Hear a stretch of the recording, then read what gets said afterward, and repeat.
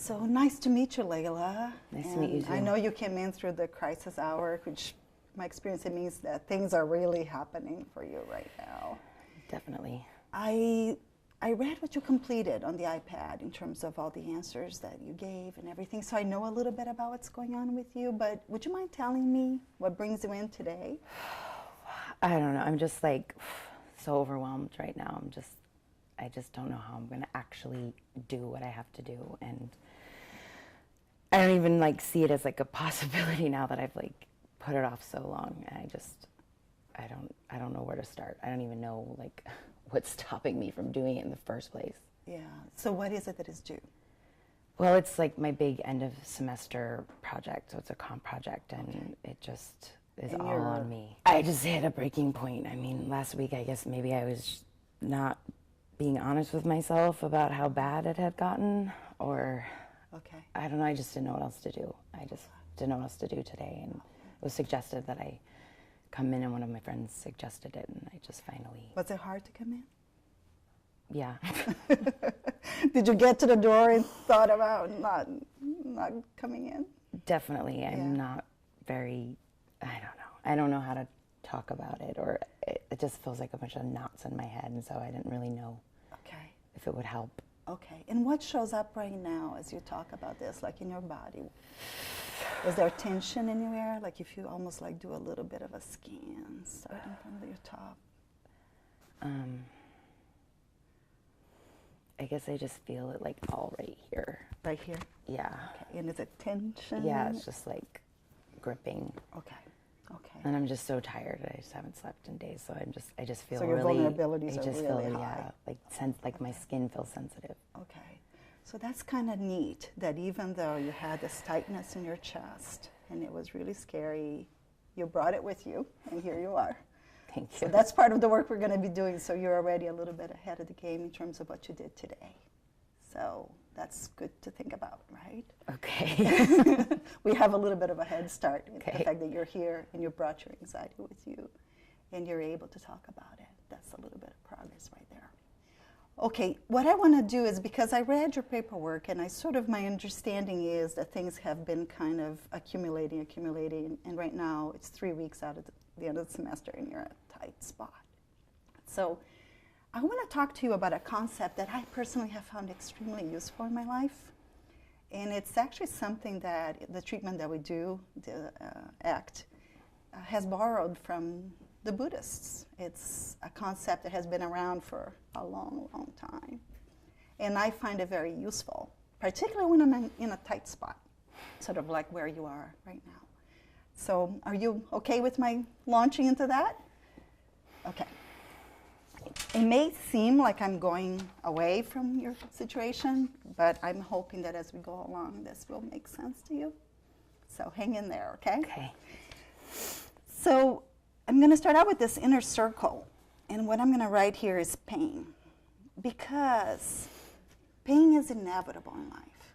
There will be things that happen in our lives that are just painful. You know, we may not get that job that we want.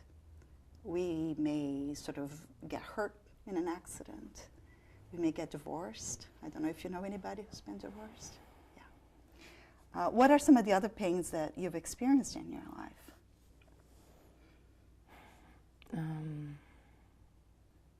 Or other people that you know? And I guess, losing somebody that you love, loss. Exactly. I don't know, not being able to live up to your expectations of yourself, or feeling like you failed, or failure. Failure, yeah. Would that match where you are right now? Yeah. Yeah, it feels like you haven't been living up to your expectations. Yeah. And that is, I've been to graduate school, I know how that feels like. It's an extremely painful place to be. When you have a failure in your life, what are some of the thoughts and feelings and urges, things that show up in the context of that failure? I guess I just like I want to hide. Okay. Or so that's your urge to hide? Yeah. Do you have any thoughts that come up that are kind of self-judgmental? Yeah. Let me count the ways. Yeah. Like, give me a sense of some that are showing up for you right now. I don't know, just I'm not smart enough. Oh, yeah. Or that I'm not capable and I can't manage my time or like understand time. Mm-hmm. I don't belong here. Yeah, I'm not like, everybody else Smarter. knows what they're doing and I don't. Yeah. Or nobody else has like gotten themselves in this stupid situation that I'm in. Mm-hmm. So what are some of the feelings that show up, some of the emotions? Shame. Shame. Okay. So here we have all this pain that shows up, and then with that, we have some internal responses to that. So pain happens in the environment, and sometimes it's within us too. And then you've been having all these thoughts. Is this pretty accurate? Some shame, embarrassment, feelings of like guilt. Okay, great. Now, when you're in your life, I know that this has been accumulating, right? Since the semester, or maybe even earlier than the semester? Maybe since the beginning of graduate school. Yeah. So when you are at home and you experience some of these thoughts and feelings like shame and I don't belong here, or whatever, what is your typical strategy? Because most of us, in the presence of pain and the thoughts and feelings that go along with that, what do you think is our first strategy? What do we first do with it? Run away from it. Exactly. We do all sorts of things. We each have our own moves. I have mine, you have yours, about trying to push this stuff away. So what are the ways in which you push these things away? What is it that you do when you feel guilt or shame and you're at home and you're thinking about doing your work? What are the ways that you push that stuff away that don't work very well for you? I mean, I guess I have too many. TV. Just like wine. Wine. Mm-hmm. So drinking some wine. Yeah. Okay. And sometimes just like laying in bed. Laying in bed. I don't know. I guess pretty much anything. Anything. Anything but the thing I have to do. Have you like not gone to class sometimes when you're in that space? Yeah. Okay, so skipping class. Yeah, it just like builds up, and like the deeper I get in, like the harder it is to do anything about it, and then I don't feel like there's anything tangible I can do. It's just like all the thoughts are running through my head at the same time, and I can't like get any traction. So is it fair to say that you start out with this pain, right, and then you experience these emotions and like shame and some self-judgmental thoughts? In the context of that, you find all these different ways, which we all do, to push things away by watching TV, not going to class, lying around. And how do you feel after you do that? It sounds like you start feeling overwhelmed. Yeah. And what are some of the other thoughts and feelings that come up at that point? I guess like just angry at myself. So just like I just don't understand like what's confusion. stopping me. Yeah. Confusion, anger at yourself, feeling overwhelmed. Yeah. And just like guilty because I just know that this is like a really big opportunity, and I just feel like I'm not doing it. So you're having thoughts like, I'm messing this up. Yeah. Okay. So you can see the circles here. So we started out with the inner circle of pain, and then some emotions and feelings, and then you find yourself doing all sorts of things to avoid what I call old moves. And then in the context of that, you actually experience some more emotions that are difficult, like anger at yourself and feelings overwhelmed. And this semester, what do you do when that shows up, when you get angry at yourself? What are the ways that you push that away? You have pushed that away. More TV, more wine. And eating, I guess. And eating too. And like, yeah, but nothing that works. I mean, no, like, strategy out. Mm-hmm. So you sort of see how this works. Mm-hmm. It's sort of like, we start out with the pain, and then we start adding layers. And what the Buddhists say, and we say that in Act 2, is that although pain is inevitable in life, this stuff that we do to not feel pain, to push away pain, is actually adding unneeded suffering to our lives. So where do you think you are right now? Are you in the inner circle, or are you on the outer circles? It's like all in once. It's all of in there. Do you feel like there have been these layers of unneeded suffering being added? Yeah. Okay. Now, I said to you that pain is inevitable in life. And sometimes we do have this idea that if we're really good, pain won't happen to us, particularly as we are younger. I think over time we kind of learn that that's not the case. But there are these ways, even as a psychologist, I think at some level I thought, if I learn all these wonderful ways to be skillful, this is not going to happen to me. People won't betray me. This is not going to happen to me. But life teaches us otherwise. So pain is inevitable, but this added stuff here, the unneeded suffering, it's not inevitable. How do you not do it? We will talk about that. One of the problems that happens is that sometimes when we stop adding the circles of unneeded suffering, we still feel pain. So it feels like, my God, this is not working, right? Because we have this thing in our minds that we shouldn't feel pain, that there shouldn't be any discomfort. So we will do 2 steps here, but for now, what I would like to work with you today is to stop adding the unneeded circles of pain, of suffering, I'm sorry. So what are the ways right now that you've been adding circles of suffering to this comp situation? And I guess, like, not talking to my professor,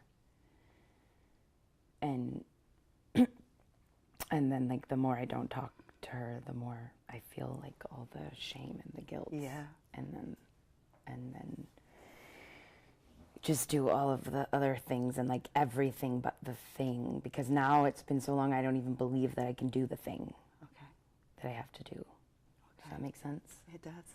It does. And that is part of the pain, is to sit with the possibility that this is not fixable in the same way that it would have been maybe at the beginning of the semester. But I'm not hopeless yet. But first, we need to stop adding the rings of suffering. So you've been avoiding your professor like the plague? Yeah. And I know that when we do things like that, then it makes it even hard to look at the person, right? Because we know... and like every time I see her email, I just... What do you do? I don't know. I guess I just start beating myself up. Yeah. So it's part of that suffering thing that we are in. So we're going to try to stop this, but then you and I will work together on what to do with this pain thing, right? Because part of this added suffering makes sense in a way, because who wants pain, right? Mm-hmm. So when this stuff shows up, it's part of the human nature to try to sort of get away from it as quickly as possible. And you've been doing that too. But you're not alone. We all do this in different ways. I'm just so good at it. I know. So let's breathe together. Breathing in and out, okay? So first thing, we're going to sort of try to make some room for this pain, you know? And sometimes the things that we do to add the suffering become part of the pain. It's hard to sort of forgive ourselves for having done things that we know sort of violate our values, right? Yeah, but it feels like there's like no way out of that. Okay. Like once you've done it, there's no way back. And that's the beauty of this. We can stop the rings of suffering. It doesn't matter how many rings we've added. And you've added a few, I know, but we can stop it. So would you be willing to work on that? To stop adding rings of suffering? I hope so. I'll guide you through it a little bit. So it sounds like the ways you've been adding right now is avoiding your professor. Is that the main thing? Yeah, I guess. And then avoiding everybody. Okay. Like my classmates too, and my family. Because all roads lead to Rome, right? You talk to the classmates, they want to know about your comp, and then you don't want to think about your comp. Exactly. I mean, I'm only thinking about my comp, and that's all I can think about. But I'm like, yeah. Okay. It's like impossible to not think about it. Okay. I want to do a little experiment with you right now. Okay. You've been a real trooper, by the way. This is hard, isn't it? Yeah. And today, because we're short on time, I'm going to focus less on the why and more on what it is that you can do. Okay. So I'm going to do something. I know you're as is natural, you're focused on the outcome and being able to control that outcome, whether you pass the comp or not, or you're given a second chance, right? I'm going to ask you to do something. Let's imagine that you know the outcome. And, don't get too upset, but let's imagine that the outcome is that she is really furious with you. And she says, that's it, I don't want to work with you, you're going to have to find a different advisor. So the worst thing happens, okay? So that outcome, controlling that outcome is out of the window. It's not going to happen. You don't have any control over it. It's done. How do you want to do this? Like, what matters to you in terms of how you want to do this process with your professor? I mean, I guess I'd like to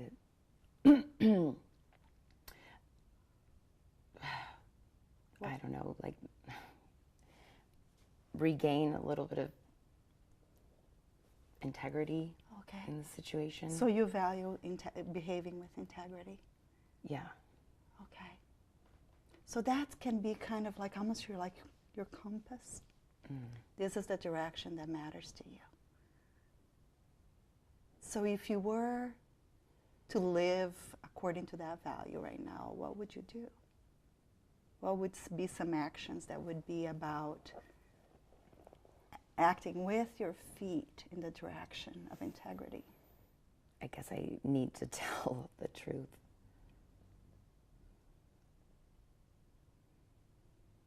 And when you say that, what is it like in your body? Just to imagine yourself telling the truth. It feels really scary. Yeah. But I guess somewhere in there that it would feel like a relief. Mm-hmm. Yeah.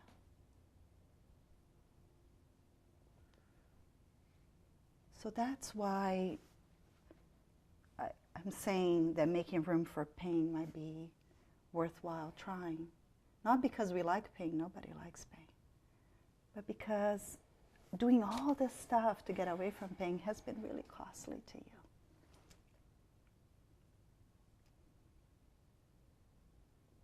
Yeah.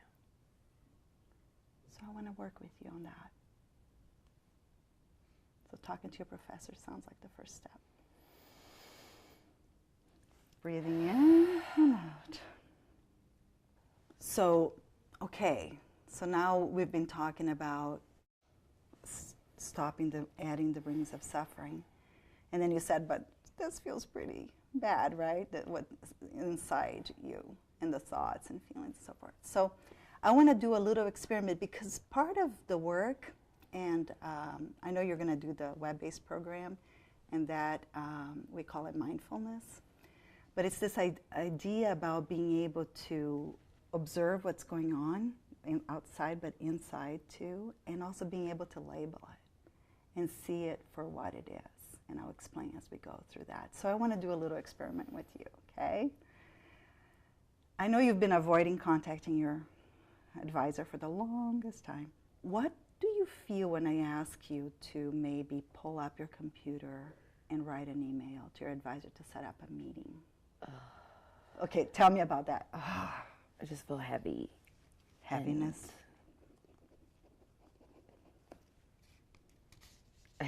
I just don't even know what to say.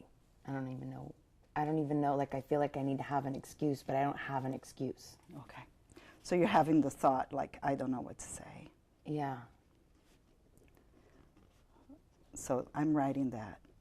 And you see I put it in quotation marks to know that this is a thought. Is it okay with you if I put this on you? Okay. I know it's a little silly, Okay. but I'm going to do it right here.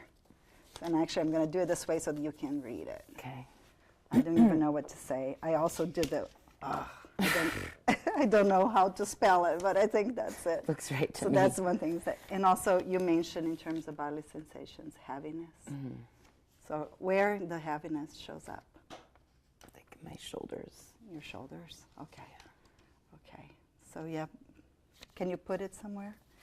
And how do you feel towards these sticky notes? Heaviness, I don't know what to say. I don't know, just silly. Silly? I just feel stupid. Like, why am I in this situation? Okay. So that judgment of stupid comes up too. Okay. And why am I in this situation?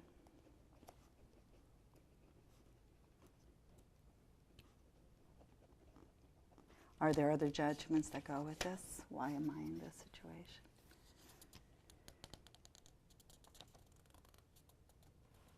Yeah, just that I don't know, just feel blocked or incapable or like, I don't know. Okay, blocked. I don't really know the word for it. Frozen? Frozen, yeah. Like not sure Yeah. what to do. So frozen. Where does frozen show up in your body?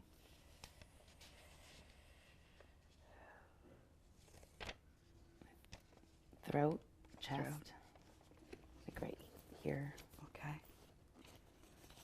That's neat that you can see that and that you can label that it's like this frozen thing in your throat. Okay. Now when you see these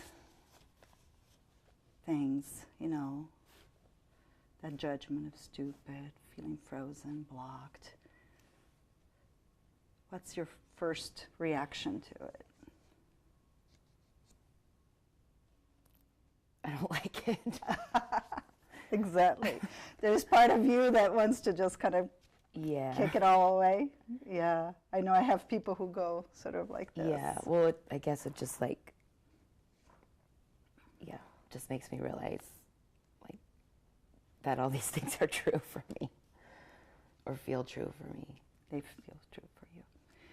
These are things that show up for you in the context of this thing. And if you're at home when these things show up in the past, what you were doing is sort of like, you know, avoiding watching some TV.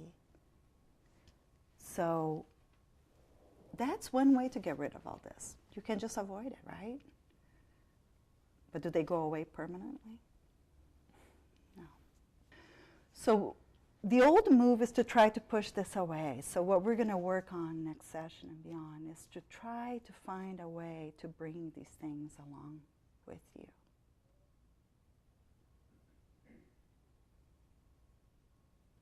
Layla, you've been such a trooper. We've done a lot. We packed a lot in this session, but I have one last thing that I wanted as almost like an experiment for you to do. Would you be willing, with all this stuff that shows up, and this is where we started telling this, to grab your computer and just compose the email that you would send to your professor? You don't have to send it yet. Yeah. Would you be willing to do that? Yeah, I just don't even know what to say, but yes. Okay, one step at a time. So I don't know what to say is somewhere in here, right? Right. And that probably has shown up a lot in your life. Yeah. And when it does, it kind of gets you kind of to stop doing things, right? Yeah.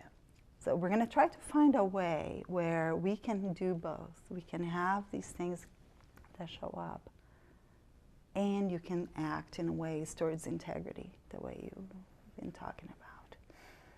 So I want you to think about these as like separate keys that you carry with you in your keychain. You don't have to do anything with them. Just carry them until now, and I see you next time. And while we do the computer email. So let's see what shows up. What's showing up right now when you think about pulling up the computer? Ugh, just everything, just like, I guess, fear. Fear. If I weren't here, what would you be doing? I don't know, calling somebody, eating something. Yeah. One of like the sort of feeling out of control. Yeah. Like one of those things. Yeah, the sort of the old moves that show up. So to do this, we're gonna have to bring self-compassion because your mind is gonna go to a lot of judgment. So, remember, yes, you may have been adding some rings of suffering, but we're gonna try to stop it. Okay, before you even open, what do you feel right now? Anything else? It's like a big knot in my stomach. Knot. Okay, we're gonna do the knot thing. Anything else? I don't know, I just think my professor is just gonna think I'm an idiot. Okay, so professor will think I'm an idiot, okay? Go ahead, open your computer, but see if you can notice what shows up for you at every step of the way.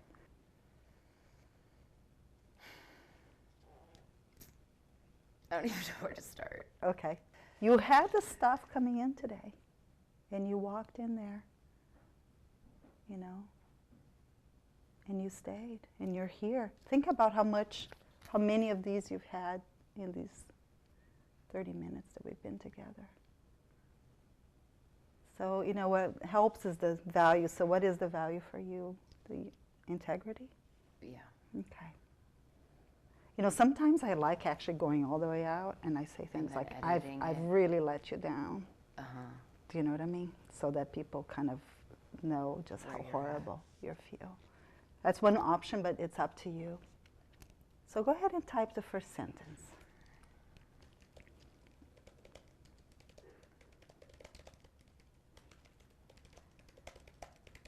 Anything different going on? A lot of... I mean, it's weird to admit, but it does feel kind of good to just speak the words. Yeah.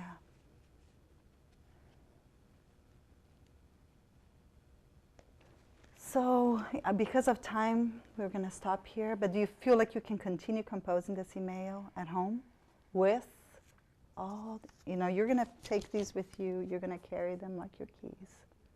And for now, you don't have to figure it out. You don't have to believe or disbelieve. Just carry them with you while writing the email. And then I'll see you in a couple of days. Okay. Where are your keys? Do you have them with you? Yeah. Okay. So you're going to have those keys, and you're going to have these keys with you. Okay. And I'll see you in a couple of days. Thank you so much.